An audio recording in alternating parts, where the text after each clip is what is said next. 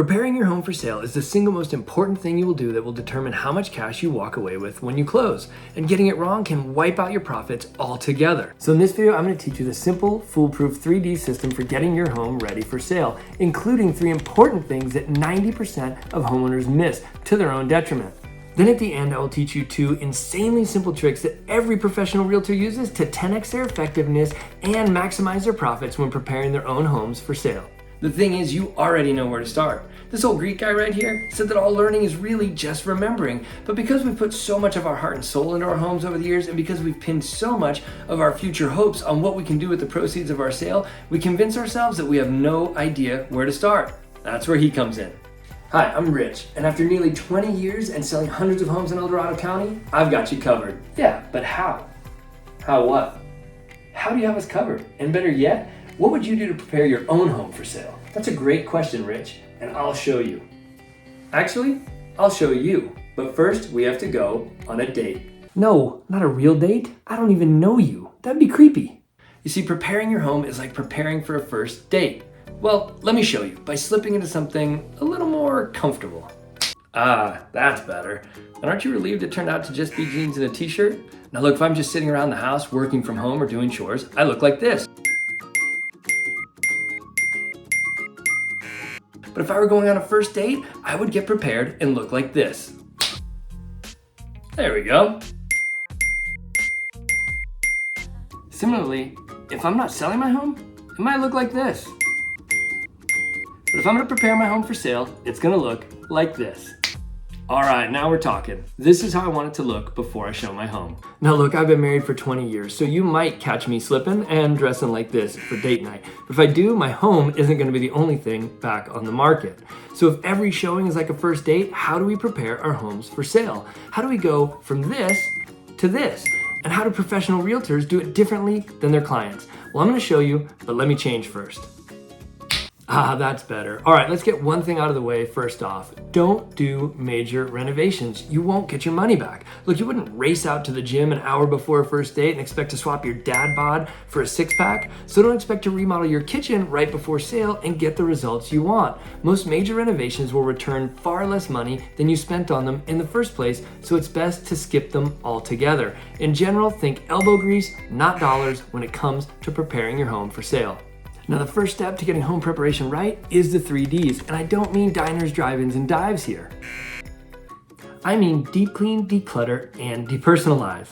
Wait a minute, Rich. I've watched this far, and your big tip is that I need to clean my house before I sell it?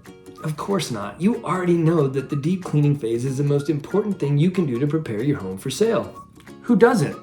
You wouldn't go on a first date without showering, would you? What? So of course, don't put your home on the market without a deep clean, a very deep clean. It goes without saying. But what I am gonna tell you to maximize your profits and make your home stand out against all the other listings is the 3 things that 90% of homeowners miss when preparing their homes for sale. And as a bonus, I'm gonna give you those 3 things for each of the 3 Ds. The number 1 thing 90% of homeowners miss when preparing their homes for sale during the cleaning phase is the windows. So before I list my home for sale, I would clean the windows inside and out. And I would take the screens off for picture day. Screens are designed to block natural light, and most buyers put natural light at the top of the list of things they want in their new home. Now, so you don't hate me, when you take the screens off, make sure you mark them with masking tape or Post-its so you know which window they go to when you're done. Otherwise, it becomes a maddening puzzle at the end. Number 2, wipe down the walls. I can't tell you the number of homes I've toured over the years that have streaks on the walls. You'd be shocked at how much builds up on your walls over time. I've got 2 little kids and a big goofy dog, so my walls are an absolute mess, and I would wipe them down before listing my home for sale if I wasn't gonna repaint them. Number 3, clean the baseboards. People always miss the baseboards, but if I were preparing my own home for sale, I would clean or repaint my baseboards. Bright, white, and clean baseboards work every time to make a home look clean and well taken care of. Now, of course, no buyer has ever walked into a listing and said, "Wow, these baseboards are so clean." But after touring thousands of homes over the last 2 decades, I can tell you that buyers react so much more positively when they go into homes with bright, clean, and fresh baseboards. Okay, your house is a third of the way ready for its first date. You're well on your way, but you're gonna wanna stick around and hear the 2 shockingly simple realtor secrets that will help you 10x your effectiveness in home preparation. But first, let's move on to the second D, and it's declutter. Not date. Stop it with the date stuff. We've moved on. Now, you probably don't think of your home as cluttered, and I don't either. Wait a second, what am I saying? I have 2 kids. Of course it's cluttered.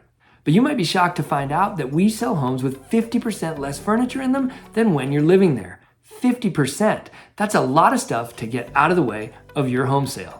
Now, people often don't want to have a realtor out to the house until they've fully prepared their home for sale. But this is a moment where a realtor can add a lot of value. I can walk through the home with you room by room and tell you what furniture to remove and how to rearrange the furniture that's left to maximize your profit when you sell. So feel free to reach out to me via the contact information on your screen or in the description down below for a free pre-listing consultation. I've helped hundreds of families just like yours, and I'm always happy to help. So what are the 3 things that 90% of homeowners miss when it comes to decluttering, and how would I handle them differently when it comes to my own home?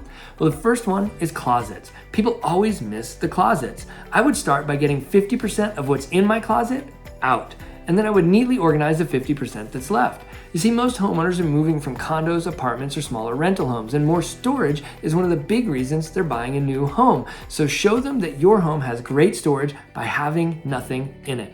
Number 2 is the pantry. If you dig into the back of your pantry, you'll likely find things that expired when Reagan was president. And if you're anything like me, feeding 2 hungry kids, then your pantry is probably packed to the gills. Buyers will open the cabinets, and they're looking to see if your home has enough storage to become their home. So show them how great your pantry will be for them by cleaning, decluttering, and organizing it. The medicine cabinet. Now, this is another area that's filled with old, unused, and outdated medications, and you're gonna have to go through all this and clean it out before you move anyway. So for me, I'm gonna do it before I list, so I get the bonus of buyers seeing how much great storage my home has to offer.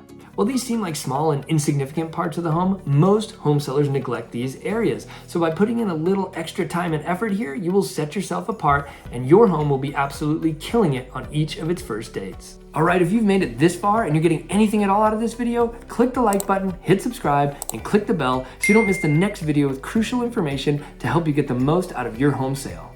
Okay, the last D is depersonalize. Now, you wouldn't go on that first date and spend the entire time talking about your ex, would you?